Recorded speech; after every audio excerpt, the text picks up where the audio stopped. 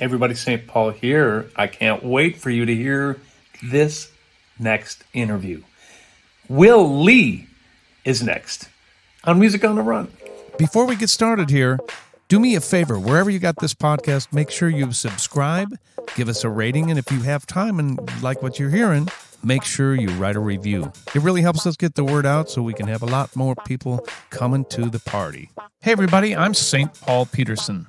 Prince gave me that nickname, and I've been lucky enough to tour with people like the Steve Miller Band, Kenny Loggins, Peter Frampton, Donny Osmond, to name a few. And when I'm not playing music, I love to run. And this is a podcast about how we stay healthy on the road, physically, mentally, and with our families. Welcome to Music on the Run.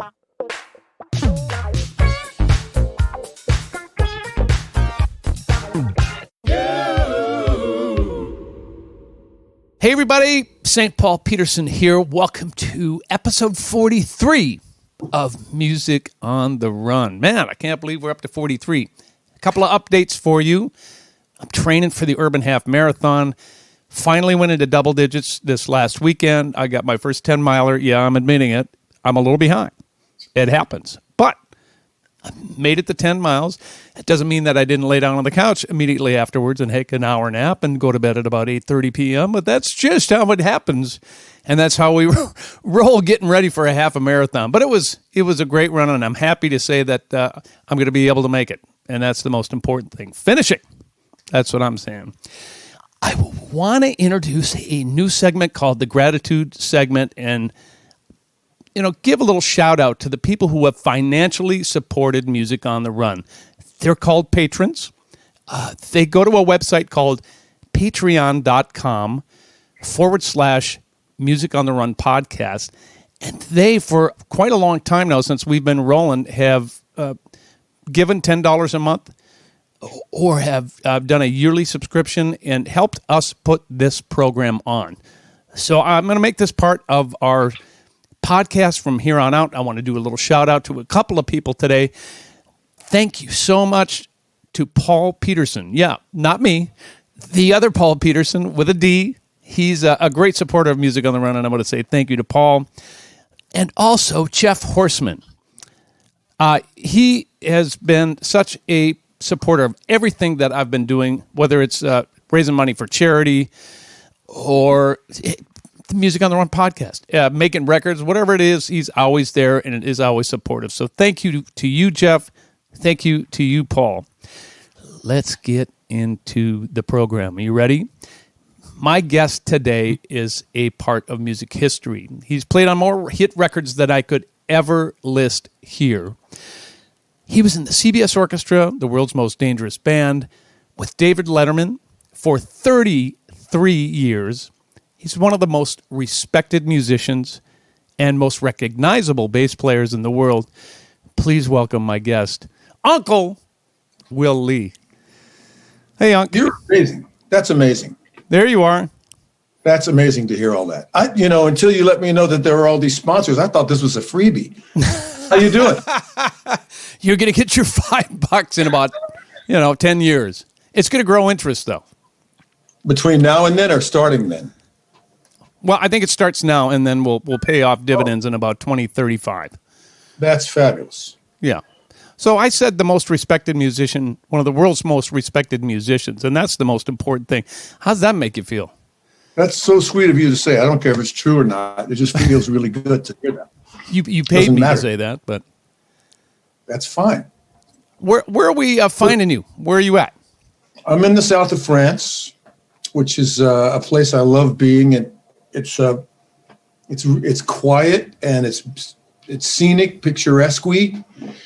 It's relaxed and it's a good way. It's a good place for me to actually creatively focus on stuff. So I'm doing a lot of sessions and stuff. I just got through with my 5-string bass. Oh, playing. Really? I know. It wasn't about fun, believe me. It was just about getting the job done. But if I want to have fun, I go right to the 4-string. I hear you. Every time. But I'm loving, there's this artist that I'm working with now. His name is Eric Gainey, and he's kind of a I guess you could, in our world, you could call him an anomaly because he's only been writing for like 3 or 4 years, And the songs he's writing are just unbelievably great. I think you're going to hear a lot about this guy. How do these people find you? Well, a friend of a friend sort of thing, or like maybe not even a friend, just a guy who sort of halfway represents him in this case, had known me for, I did maybe a session or something like decades ago. And all of a sudden he said, I got the guy for you and you got to try this. You got to have Will Lee play on this thing. And all of a sudden, like, we're becoming good friends and he keeps throwing me one song after another and they're all better than the last. Oh, cool. That's so amazing. Cool. Well, you and I got a chance to play together as well. And I think you were in France at that point in time, too. For the Funk Friday thing. Well, you did Funk Fridays. Not only that, but I played on a song of yours. And the whole Peterson family did as well. This is I felt like that was a coup. Getting all three of you guys, you, your brother Ricky, your brother Billy, and everybody played so great on this song of mine. And it was just really like when you have brothers that play together, I guess I can liken it to the Brecker brothers. There's a thing. There's a vibe. There's a lock. There's an understanding about, there's a fundamental understanding of groove and music itself that everybody kind of, whether they verbally talk about it or even agree on in a conversation, they agree on it in their bodies. And you guys sound so great on that song. I knew you'd understand it right away. It's not that complicated of a song, but it was fun to hear you guys treatment of it. Well, we were so honored to do it. You asked, and I'm like, yes. Finally, we get to do something together. But it's also been so cool for you to come on and lend a hand with the Funk Fridays. I think you've been on a couple so far, and I got to get you on some more as well. Those are great. When's the next one coming out? Well, we got one coming out every Friday. We're up to 70. At this taping, we're up to 71 now. So you don't skip Fridays. You do every Friday. Every Friday, no skipping allowed. I think I've missed a few lately, just because of not seeing an announcement. Well, yeah. They're out there. I think with the Facebook algorithms and Instagram algorithms, you never know which ones are going to get pushed and which ones aren't. But we do them religiously every single Friday, and it's been just so great to have you on there. That's great. You write these 1-minute pieces that are just a blast to play and, not even challenging, just fun. That's all it's supposed to be. Get a group of your friends together to play. And they're your friends because I've met a lot of people just through you doing this. It's been great. Isn't that crazy? You know everybody. And then you ask, if you don't know everybody, you'll ask one of us, can you connect me with so-and-so? And then the network just grows.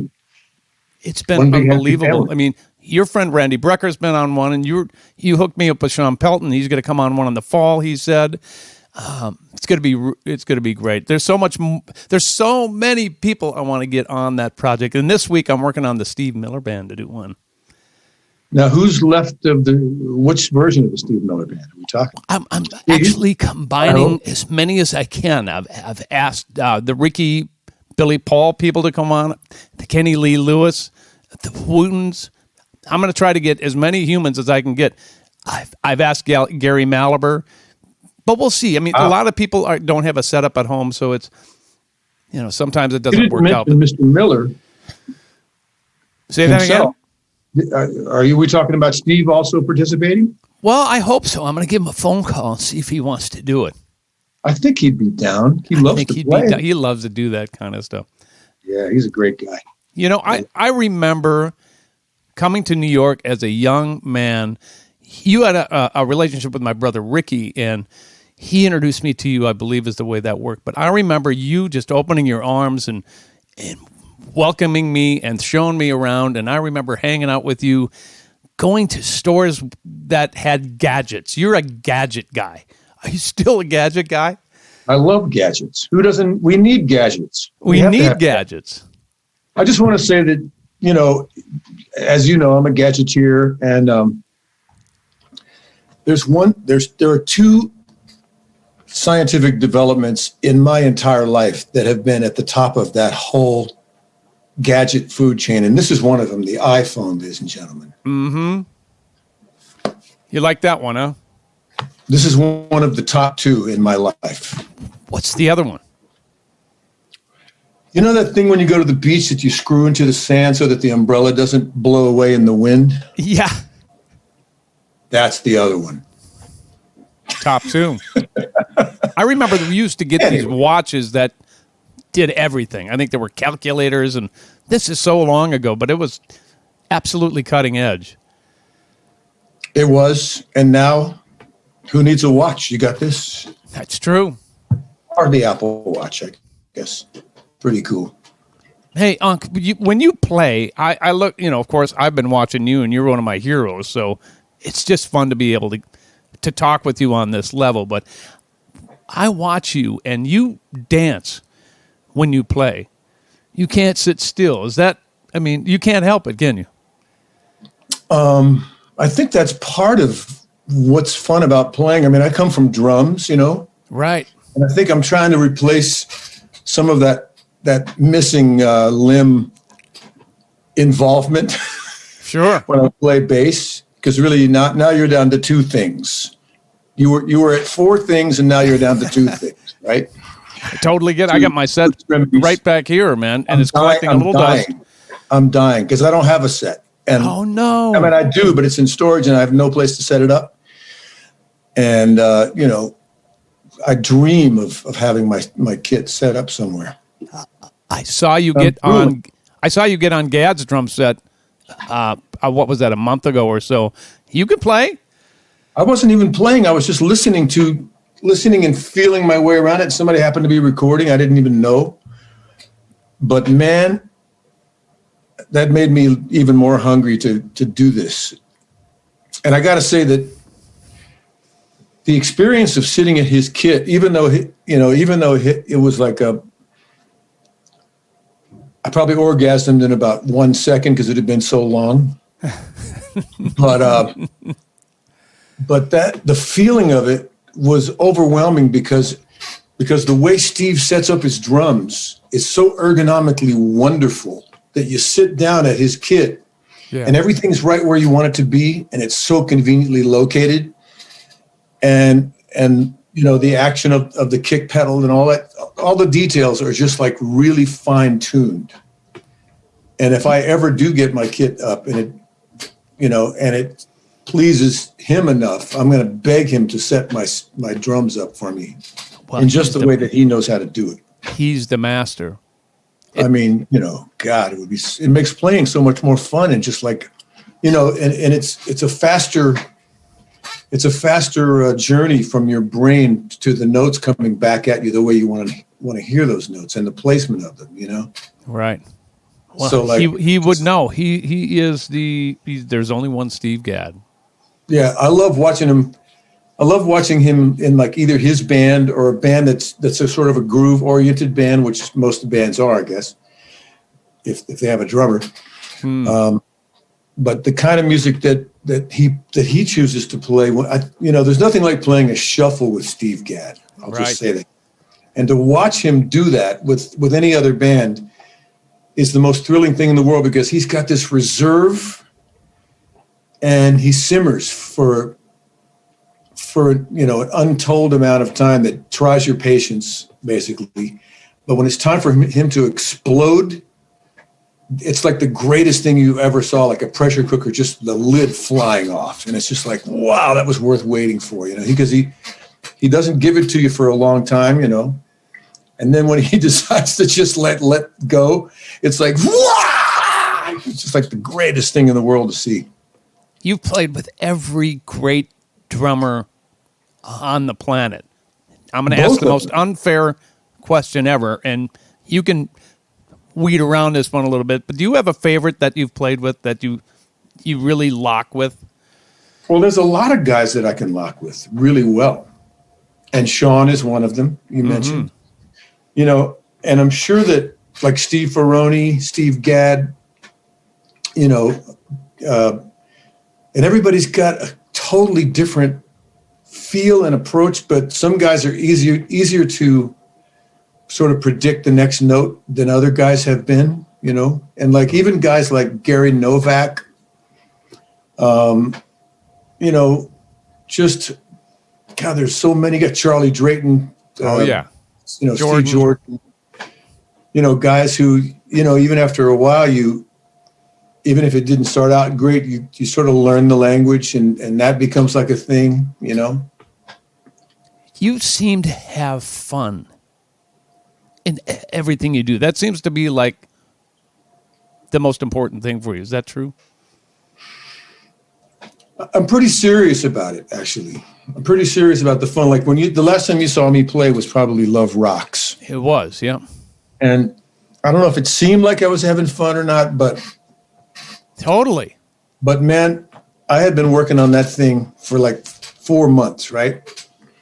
And by the time you saw me or anybody saw me involved with the playing part of it, all the work was finished. And at that point, I was having dessert. So I was really, really digging what was happening a lot. Explain to our listeners what Love Rocks is and what you had to do as a musical director for that. Well, Love Rocks is a concert that happens yearly in New York City, and it's to raise money for a really great organization called God's Love We Deliver. And who and what they are is a few people who have organized feeding patients that are sort of locked in their homes and can't really get food for themselves because they're too sick. Right. And it started in the AIDS epidemic in 85, basically. And it's not a religious thing. It's called God's Love We Deliver, but it was named by a priest who saw this one woman bringing this one woman who knew a guy who had contracted AIDS. And she went to his apartment and brought a big bag of groceries and came back like a week later, and it was still sitting there because he just couldn't get it together to cook the food for himself because he was too weak. Right.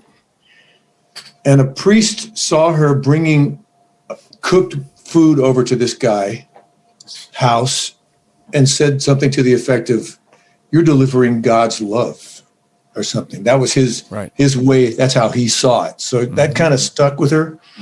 And she began this organization, and now they're up to feeding 10,000 people a day. Have no idea how they do this. They have all these volunteers. And when Love Rocks first came together 5 years ago, it was organized by a man named Greg Williamson, who's a greatly successful real estate broker in New York City. But he and his wife, when they got married, they decided they wanted to find a charity between the two of them that would be a sort of their charity. And they went down the list of all the charities they ever heard of, and they arrived at this God's Love We Deliver thing.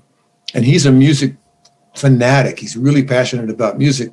And he decided he would start doing concerts a la the thing that George Harrison did the very first thing of a million years ago with Bangladesh. Oh, wow. And get a big concert together of hopefully named people that will raise, awareness and money to feed people. And he did, and he called it Love Rocks New York City. So what it is, it's like multi-artists. We have like up to 20 to 30 artists, and it's 20 to 35 pieces of music every year. Let me say 25 to 35. Ooh. And and what we do is we have a great house band of 19 unbelievable musicians. And Steve Gadd is one of them. You also mentioned Sean Pelton, those two guys.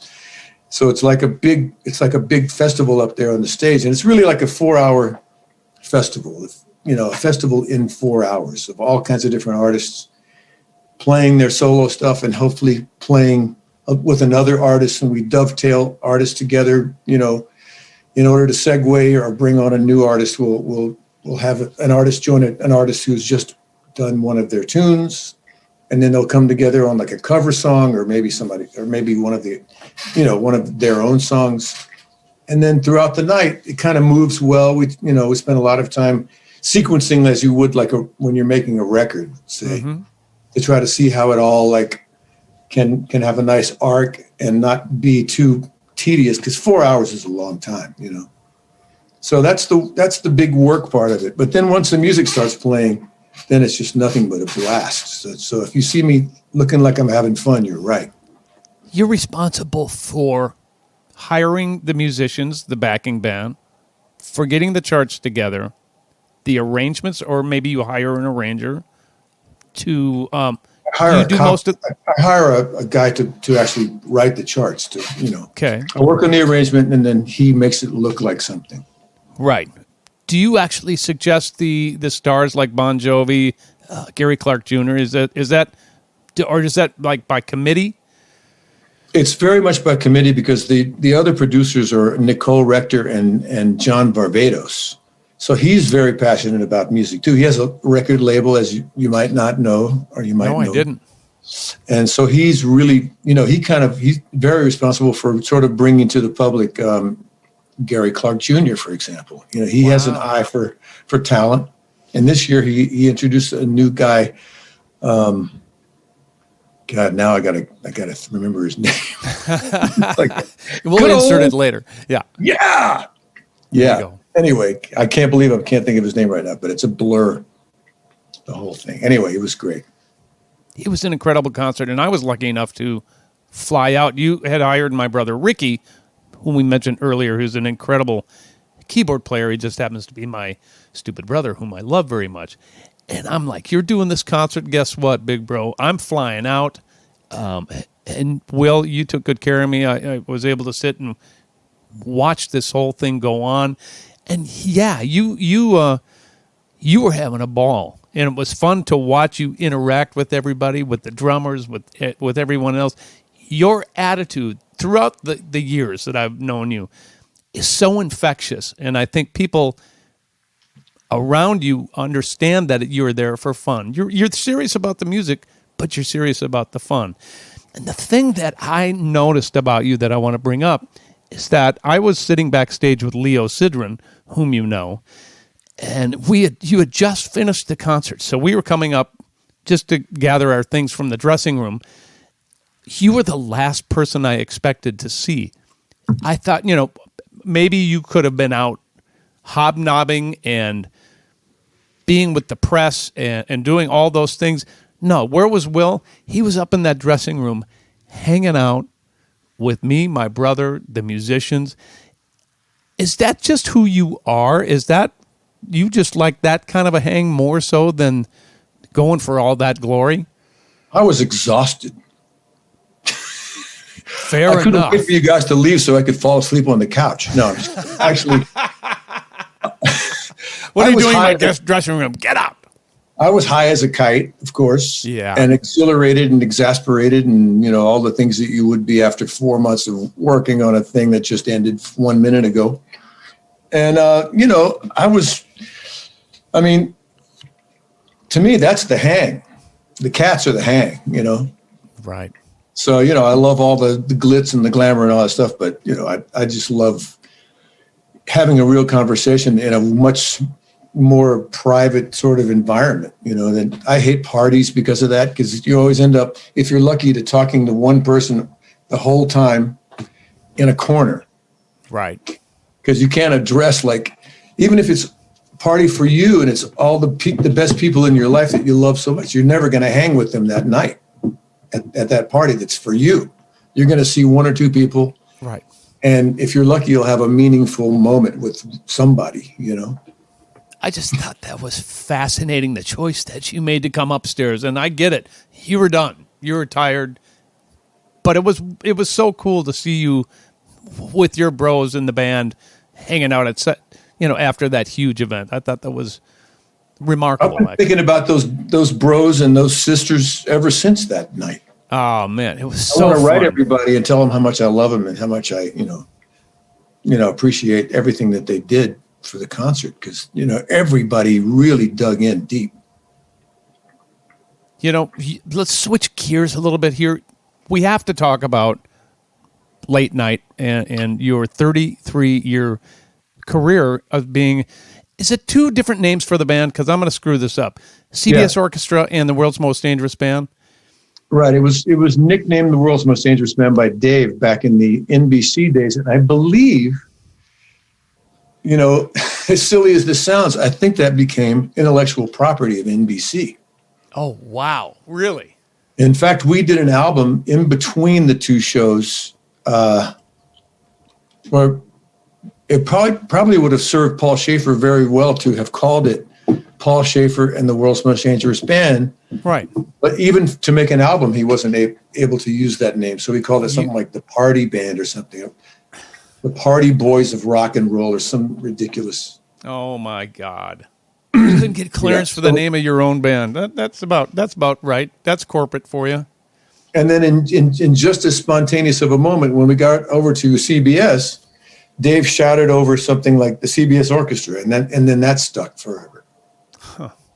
You spent most of your adult life in that building. Did you ever fathom that gig would last that long? I'm still waiting to enter my adult life, by the way. Between you and me. Are you still in adolescence, are you? No. Yes. Yes. In fact, that's where I am in France. I'm in Adolescent, France. Very beautiful area. Adolescent. I just took a swim in the pool today. You did. And I thought I was going to be Mr., get some real great exercise. And then I'm going back and forth. My wife, Sandrine, is going back and forth at about 4 times the speed. Mm-hmm. And I'm realizing she's a dolphin and I'm a manatee. Anyway, go ahead. Where were we? How did you get the Letterman gig? The Letterman gig.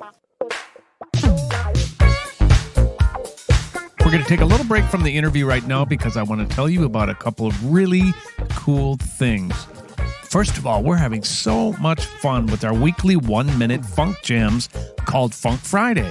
We've had so many world-class musicians on Funk Friday, including members of the Steve Miller Band, Fleetwood Mac, Daryl Hall and John Oates, Earth, Wind & Fire, just to name a few. You can check that out on all of our social media, but you can also see it on our YouTube channel. I also want to take this opportunity to thank all of our members who have supported us on Patreon. Don't know what Patreon is?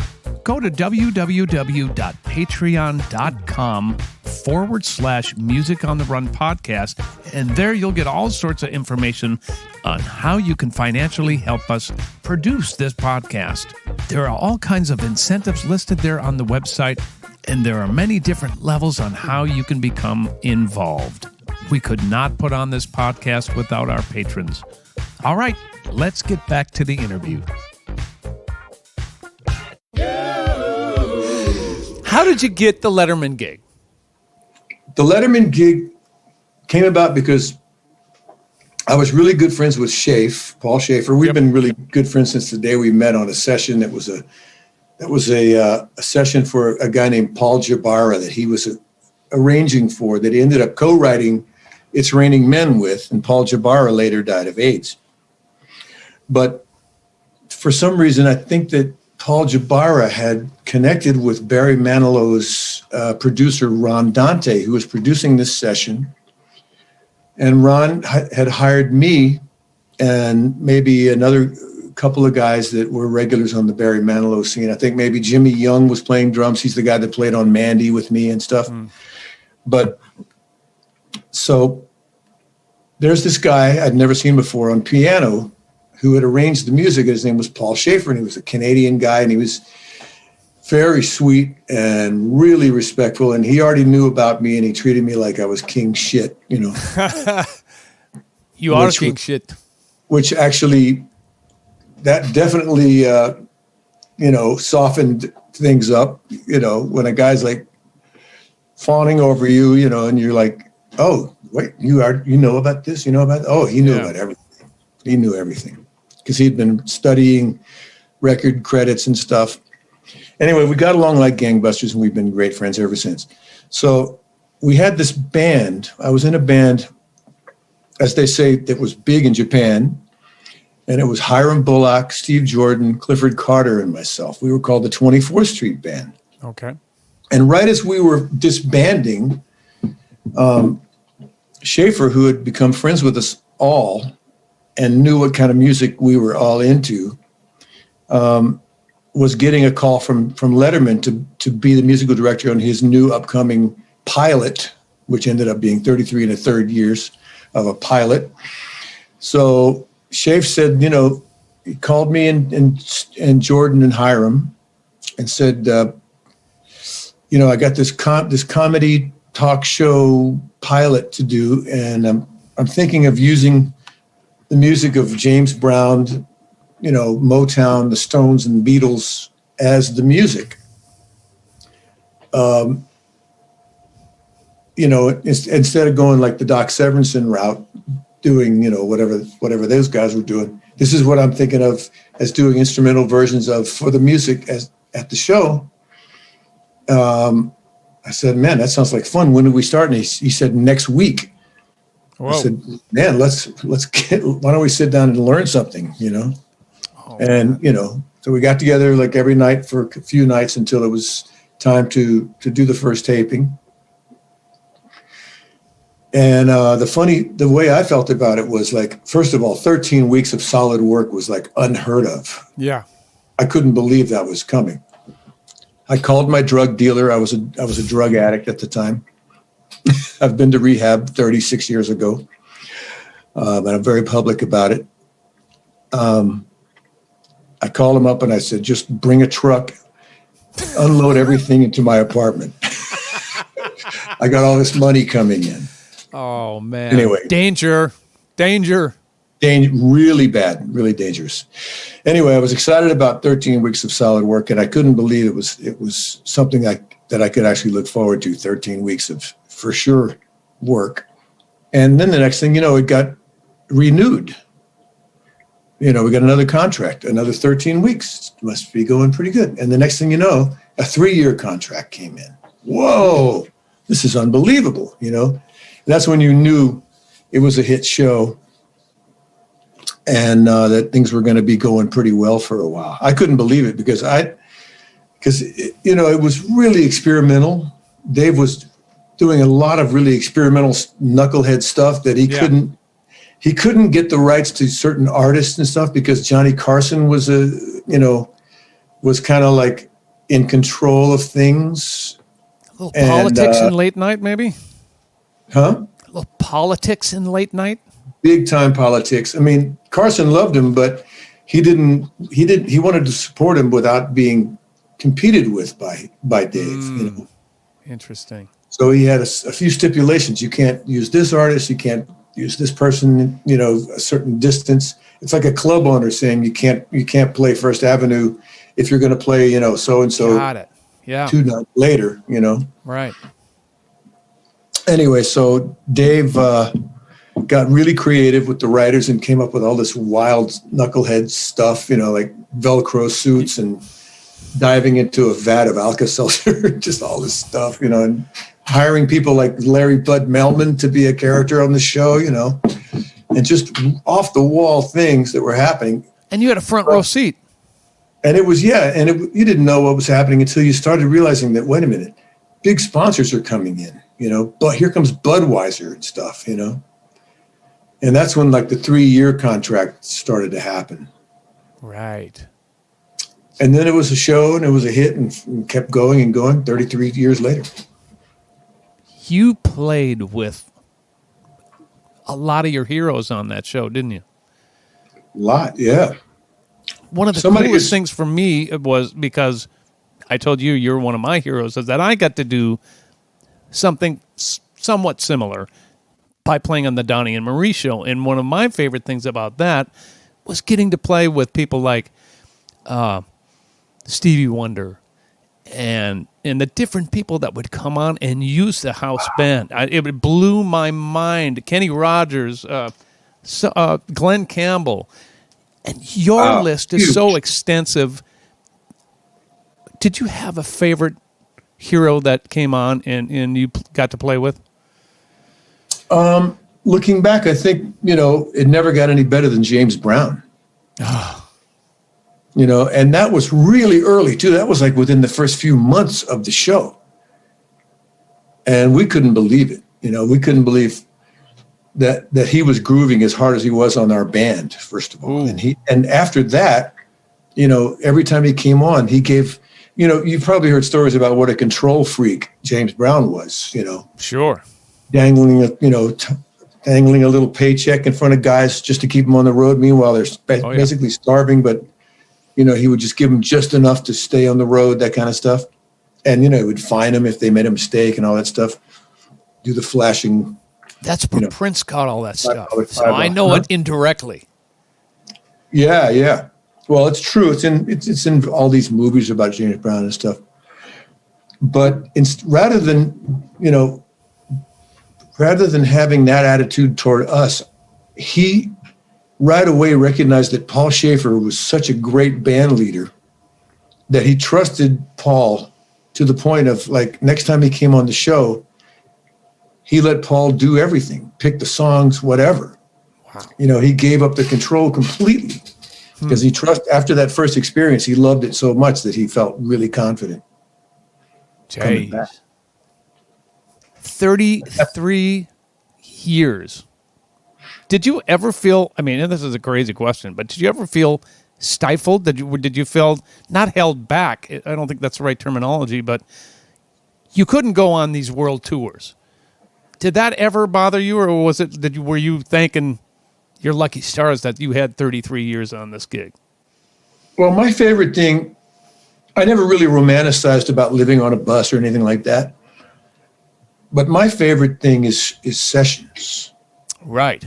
You've done before and during and after your stint with Letterman, right? But during, it took a very patient producer to keep hiring you if you had to leave in the middle of the day for 4 hours to go do a thing. Right. You know what I mean? So the session thing, like the long all day record session thing started to go away for me. Yeah. So I had to give up that because I didn't have the freedom to say, yeah, I can be there all day. There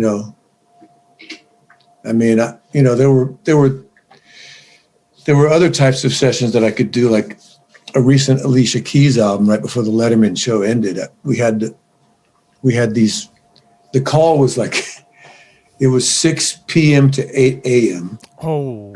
So those I could take. Yeah. Whoa. She would walk in at 11, by the way. Oh, my God. I don't know what we were supposed to be doing for those first 5 hours, but we were there hanging. Getting paid to sit there and watch television. We knew she wasn't coming. She had kids. Yeah, of course. Once she put them to bed, she would show up. Explain to me how it feels that in your transition to not doing the show, was it 4 days a week? You're done with the show now. Is that an easy transition for you to not doing that show? It was, actually, because I did enough, I think. Did you? You were done. After the first 30 years, it becomes like, yeah, I feel like I know what's going to happen when I get there. Aha. You start to detect a pattern, right? And that's not always good. For me, man, when I first went to New York, it was to join a band called Dreams that had the Brecker Brothers and Billy Cobham and stuff, and that band started to fold when Billy Cobham left to go do Mahavishnu Orchestra. Right. Because he was basically the guy who drove the bus, as far as like the band was a very improvisational band. And on shows, we were counting on him to really shift the gears from moment to moment musically. It's because he was so powerful, so good at it. Then when he left, we never found a replacement. So we kind of fizzled away. And me having moved up there from Miami, I thought I was going to go back to Miami. Oh. And I had just become aware of like what a studio musician was all about, because I didn't really know much about that when I first came to New York. But I'd seen a lot of the guys in the band go into sessions, and I visited some sessions with them, and I thought, man, that would be the ideal thing to do, because you walk in a room and you're walking in a room with a fresh bunch of musicians, play a piece of music you've never played before and may never have to look at again ever, leave and go to the next room where that's going to happen all over again, maybe several times a day. Right. To me, that was like the ultimate gig you could ever want to do. You never got bored. But I saw how sewn up the whole thing was, and I thought, well, that's not going to be me ever, obviously. So I'm just going to go back to Miami and just kind of, I'll be thought of as being a cool guy because I will have played with this band Dreams in New York City. So there's my big moment, and that's it. Right. But there was a couple of guys in Dreams that said, oh, no, you're not moving back to Miami. You're going to stay here. We're going to get you work. Whoa. And next thing I knew, they were recommending me for sessions when a guy couldn't make it. And that was it. I just started that was my total foot in the door.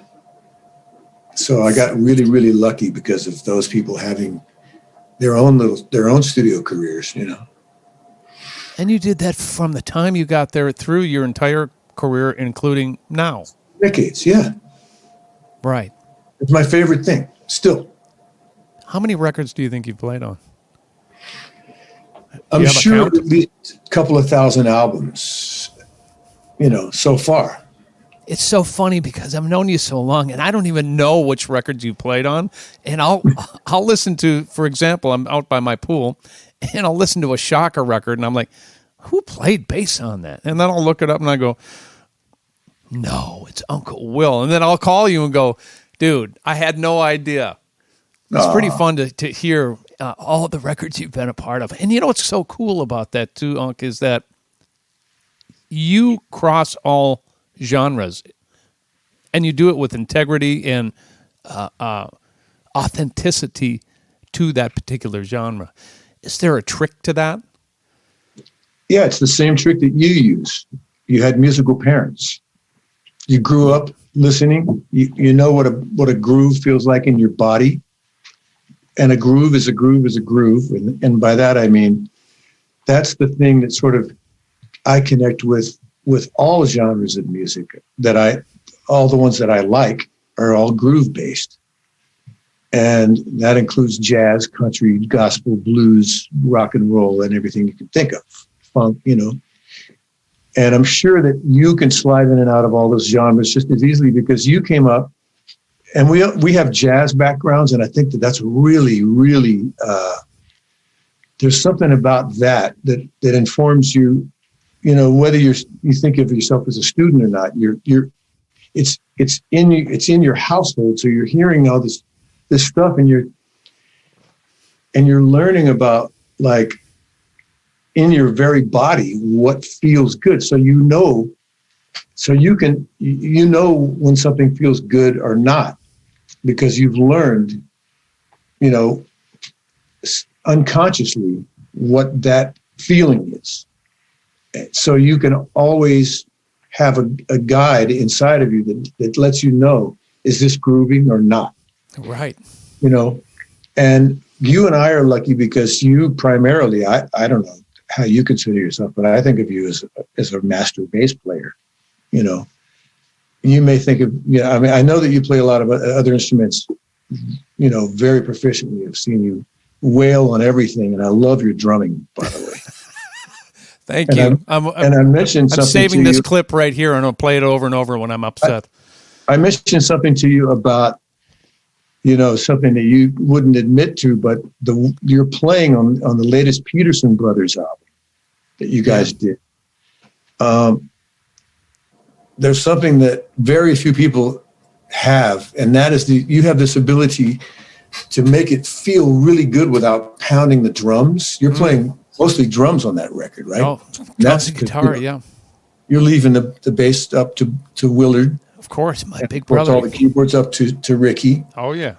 So that leaves you like, well, what's left for me? Okay. The utility man. Exactly. And man, you took it all the way home. It was great. I love the way you don't hit hard, and which allows the instrument to really, the sound of the instrument to really be heard instead of just the thwack. I mean, you hear the drums, which Right. is really cool. Well, That's thank rare. you, I don't. man. You don't hear that much. I wasn't expecting that. Thank No. you so much. Well, Hey, I want to switch gears on you a little bit because I want to be good to you and your time, and I want to talk to about something that is so important to me, and I know so important to you, and you've been very vocal about this. Talk to me about the importance of your sobriety. I'm alive, That's a good thing, and that's a good. That's a good thing. way to start each day Right? by being alive. Yeah. Yeah. I got really carried away with a dual addiction to drinking and cocaine. They got really they were so available, and I think I got really into the feeling of and it was debilitating too. I mean, you couldn't function, so you really had to become like you really had to pick your moments when you were going to do this. You know, you couldn't that becomes an art form in itself, a bad art it form. is. But It is. You can't say, okay, I'm going to get really drunk and really high and be a great anything, musician, singer, player, anything, person, friend. Member of a relationship, member of a family.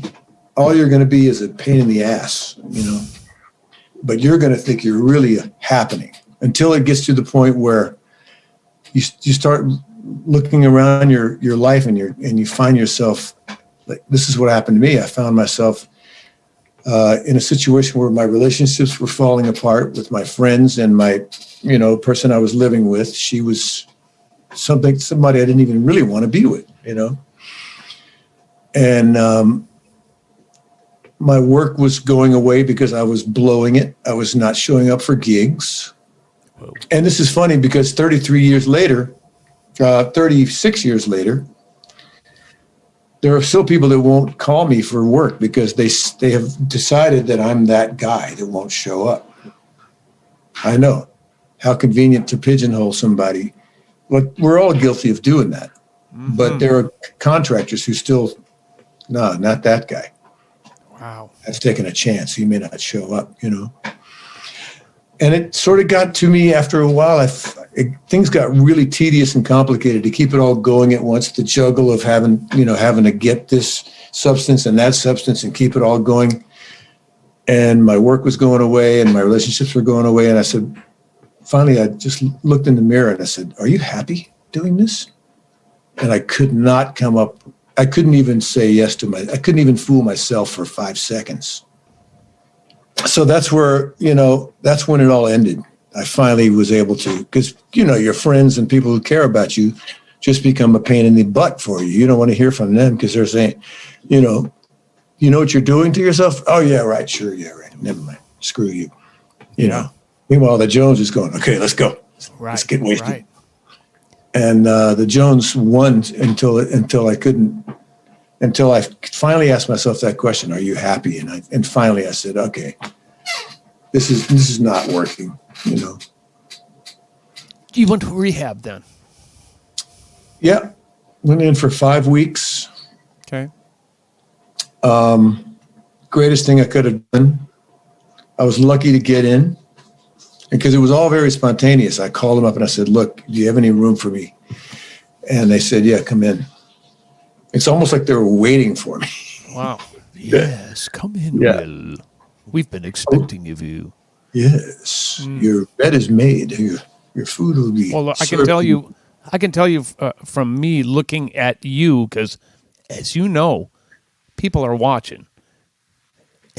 And I watched you with my own struggle with alcohol, and I saw you as an inspiration and someone who I looked up to in sobriety.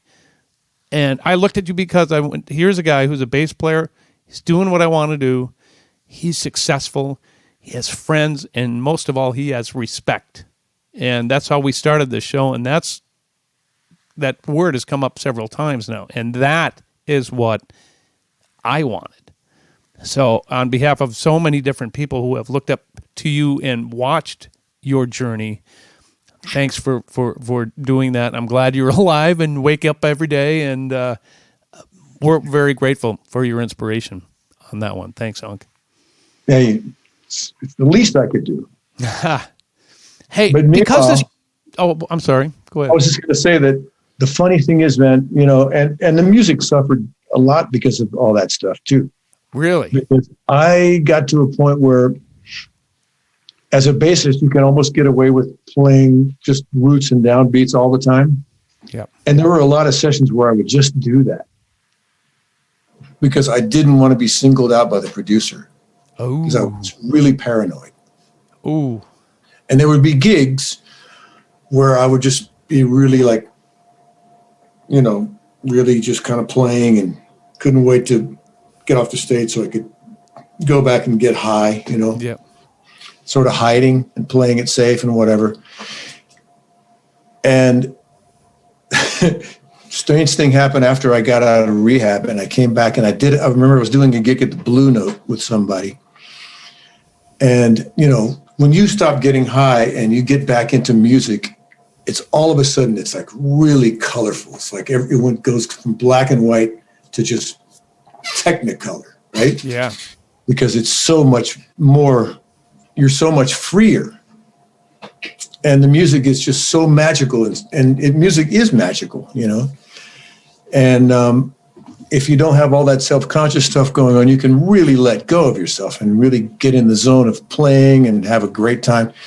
And I become really animated after that happened. And I got really... wait a minute. You? Hold on. Well, no. I started getting so into it. I remember I got off the stage at the Blue Note really soon after I got out of rehab, and a guy came over to me and said, "Hey, man, you look like you're really fucked up. You got any more of that stuff?" I was like, okay, here's what's happening. Here's what's happening. Oh, man. The only reason I'm allowed to look like I'm having this much fun is because I finally am, you know, because I don't have any of that stuff. So there is happiness on the other side of that abuse. Tremendous happiness, way much happier. And you're happy to this day. So far, so good. Yeah.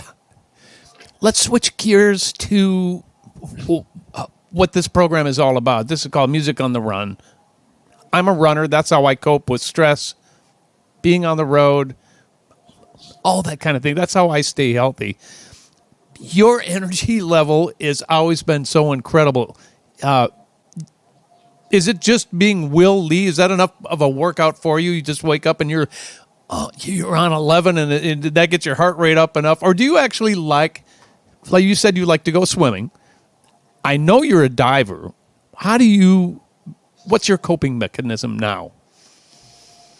I don't know, man. I've never been bored, first of all, ever. I'm kind of excited to do anything, even this interview. You liar. You lie. You know, if I'm not doing sessions, I have like about 200 songs that are waiting to be finished. Oh, yeah. So as soon as I can get, you know, a few duties out of the way, I'll be free to go back in and start, you know, figuring out how to you know, finish some songs. And a few things about that. Songwriting is, you know, nobody's throwing me any money to do this, and there's hardly any money in songwriting anymore. So it's even more of like a level playing field between people now. And it's kind of freeing in a way to know that you're doing this for the real reason, and that's to really express yourself. And I'm hoping that you and me and anybody else that we know that does make music is able to, how do I put this? You know, what's the point of music?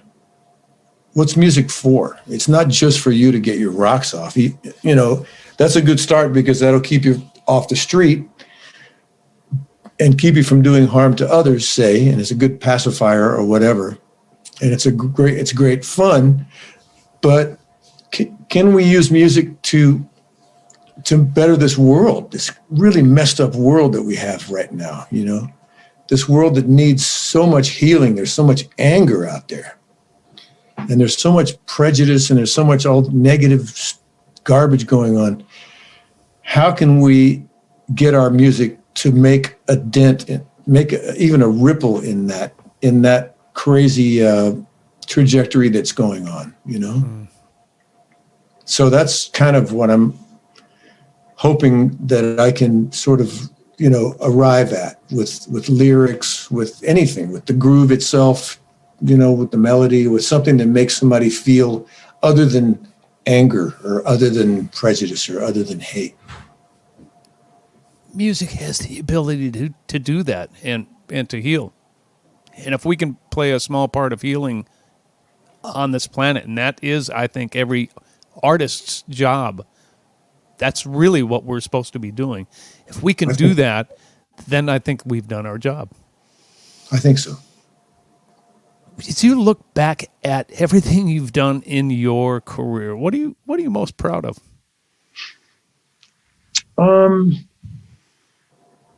I think the thing that makes me most proud is things that I've been able to arrive at due to teamwork.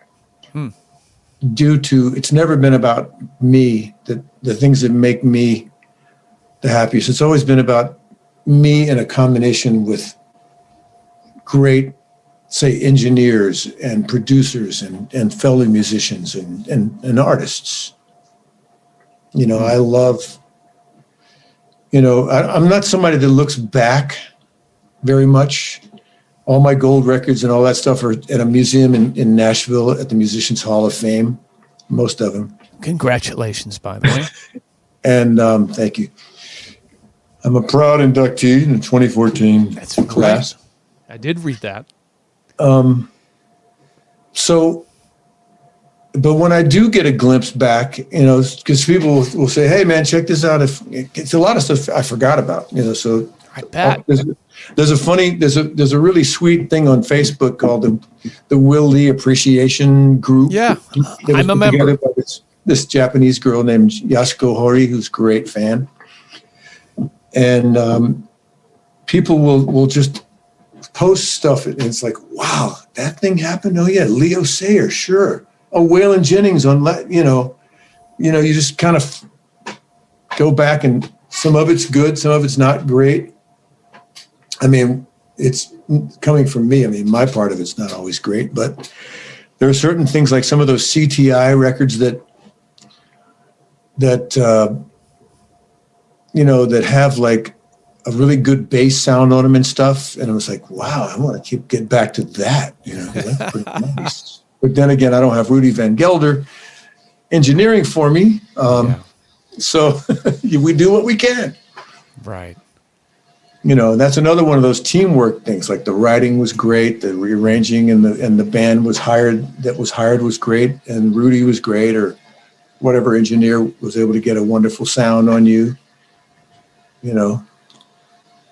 And it's a lot of what we're doing these days is sitting by ourselves at home with a computer and trying to figure out software. Like I feel like a simian who's just been introduced to a circuit board.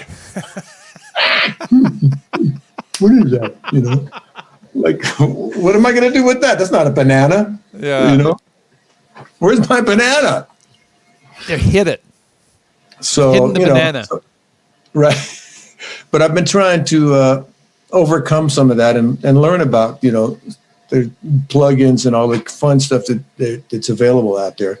Yeah. And still, it's not a Studer. It's not 24 track, 2-inch. Still, the game has changed quite a bit. I mean, there's less of that and more of what you're talking about with sitting in that room and overdubbing and sending it out. And I miss the interaction, but I guess we have to embrace whatever it is. And, as we talk about Funk Friday, that has actually been one of the things that has kept me sane during this whole pandemic is reaching out to people like you and Randy Brecker and Dean Brown and Ricky Peterson and all these guys to have a moment, even with each other on a text string going, thank you for taking the time out and bringing some well-needed love and light to this terrible time in human history. And that's really what we were doing. And I think every time you pick up a bass, you are giving love and light to the human condition. And, Will, I can't thank you enough for coming on Music on the Run. Where can we find you playing? I know you're getting back in with the Fab Four.